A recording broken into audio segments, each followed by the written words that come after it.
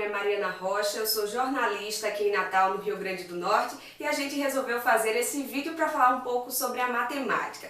Minha experiência, por exemplo, não foi das melhores. Muita coisa na escola eu tive que aprender à base da decoreba. Eu acredito que isso não aconteceu só comigo, aconteceu também com muitas outras pessoas. No nono ano, as pessoas já falavam, olha, você vai pegar matéria difícil de matemática no ano, é muito complicado.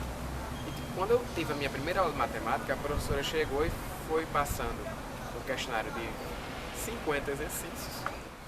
Chegou aqui, não sabe isso, e a gente não vai ensinar. Vai ter que aprender sem saber isso. É o que acontece. Quando o aluno ele escuta isso, ele já cria um medo. A matemática parece um bicho de 7 cabeças, porque muitas vezes o professor não consegue mostrar para o aluno o sentido, o significado que a matemática pode ter na sua vida. Dá um exemplo. O aluno lá no segundo ou terceiro ano do ensino fundamental precisa aprender tabuada. No meu tempo, como é que se aprendia tabuada? E é até engraçado falar no meu tempo, já explico por quê. A gente tinha que decorar. Então a professora dava lá tabuada do 2 e ela mandava como lição de casa. Copie 20 vezes a tabuada do 2. E o papel do professor é descobrir como que eu desperto no meu aluno, não o medo, tem que estudar, senão você vai se dar mal, não o medo, mas o interesse para que o aluno deseje, busque, queira e procure para aprender matemática. É muito passado de geração para geração, pai para filho, esse medo de matemática. Mas às vezes isso é só uma questão generalizada, assim. Não é sempre que matemática é uma coisa tão ruim. Ela se aplica ao nosso dia a dia constantemente. O pessoal tem medo de matemática porque pensa na matemática como só matemática e não como tentar utilizar a matemática no dia a dia. Muitas pessoas pensam que matemática é só cálculo, fórmula, e também professores que desestimulam, deixam a aula muito monótona. Isso contribui para esse desinteresse. Em geral, temos professores que estimulam o aprendizado, gostam de interagir com o aluno, e outros que estão lá apenas para dar conteúdo, o que é ruim para a maior parte dos alunos. Muitas fórmulas são colocadas sem nenhuma justificativa ou discussão. Acho que quanto mais você usar resultados que você não argumentou o porquê, mais isso gera incompreensão, gera medo, porque o aluno vai achar que não sabe fazer as coisas. A matemática ela tem uma particularidade em relação às outras disciplinas, que é o seguinte: você não consegue avançar de maneira, digamos, suave, se ficar faltando alguns dos degraus da sua escada. Então a matemática tem essa particularidade, né? É preciso você formar bem a base para poder o aluno ter sucesso. A gente lembra da importância desse professor lá das séries iniciais, né? que é muito importante para a criança ter informação, essa criança lá de 5, 6 anos, né? É ali onde você pode plantar o desejo de estudar matemática ou não. A matemática, na minha opinião, é vista ainda como um bicho de 7 cabeças, e o medo vem justamente por isso, né? Pela falta do conhecimento e do entendimento. É algo ainda trabalhado de forma muito abstrata, e por isso os alunos têm tantas dificuldades e tanto medo em entender como é que ela se processa, né? Entender que ela não é um fim, mas um meio, né? Para entender e estabelecer outras relações. E todas essas dificuldades enfrentadas pelos alunos foram reconhecidas pelos professores especialistas da área, que aproveitam para dar dicas para acabar com esse medo da matemática.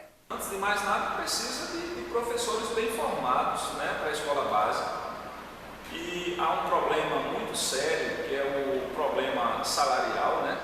Isso faz com que pessoas que muitas vezes teriam gosto pela profissão, teriam talento para a profissão, optarem por outras profissões por questões meramente financeiras. Eu conheci um professor de matemática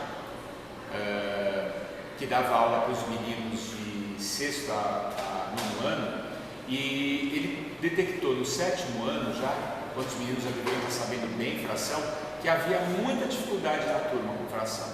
E ele resolveu fazer o quê? Pizza. Quando a pizza estava pronta, as pizzas estavam prontas, os diferentes grupos tinham que dividir essas pizzas em pedaços iguais e quantidades diferentes.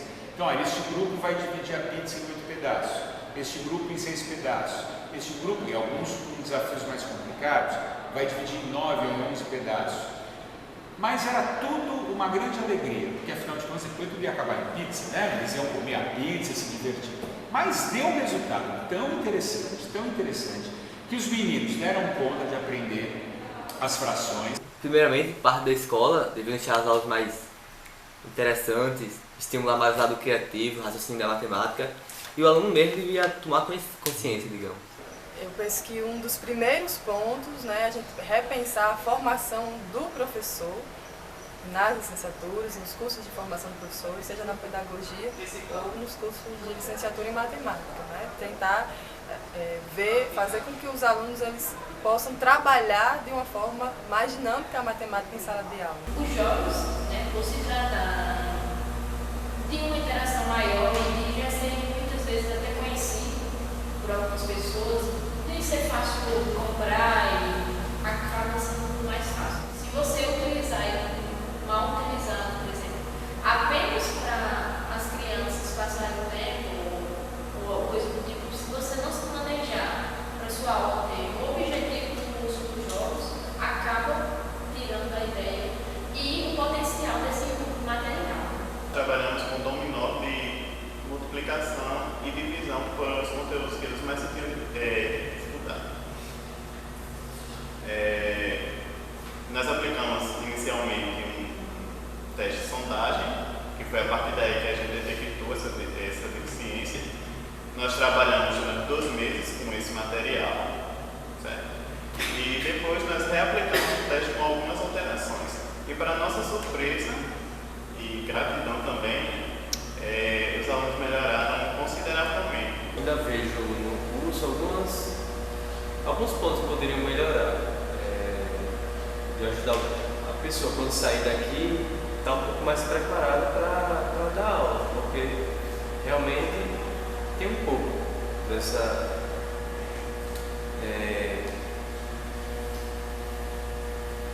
conexão. Eu acho que poderia melhorar, mas não é um abismo grande não, como às vezes as pessoas falam. Para que essa discussão não acabe por aqui, eu gostaria de contar com a sua participação. Para isso, pode deixar a sua opinião aqui embaixo sobre a matemática. Obrigada por ter nos assistido.